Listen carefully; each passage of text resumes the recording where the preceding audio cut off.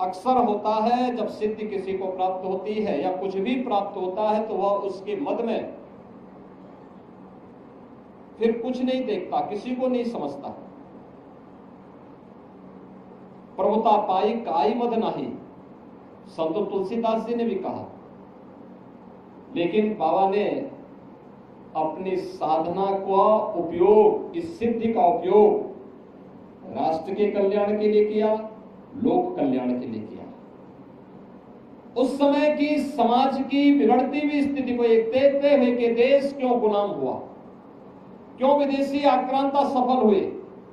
एक तरफ उन्होंने समाज को जोड़ने का काम किया, दलितों को, आदिवासियों को, वनवासियों को, गिरवासियों को बिना भेदभाव से मुक्त एक ऐसे समाज की स्थापना का अलग जगाया था जो एक अघोराचार्य को ही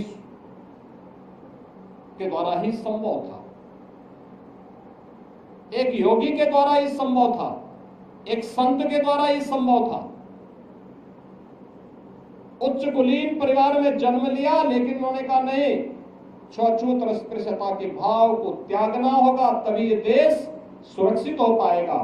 और यहाँ के दलितों को, वनवासियों को, यहाँ के जनजातीय समुदाय को उन्होंने बड़ी संख्या में अपने शिष्य के रूप में स्वीकार करते हुए उनके जीवन को प्रशस्त करने के लिए अनेक कार्यक्रम चलाए।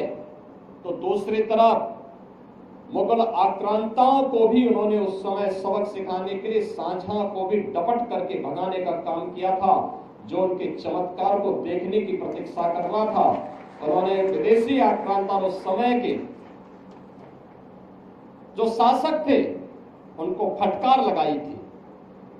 यानी ये चीजें दिखाती हैं एक संत और एक योगी सत्ता का गुलाम नहीं होता है, बल्कि वह अपने कदमों पर उन्हें चलने के लिए मजबूर करता है।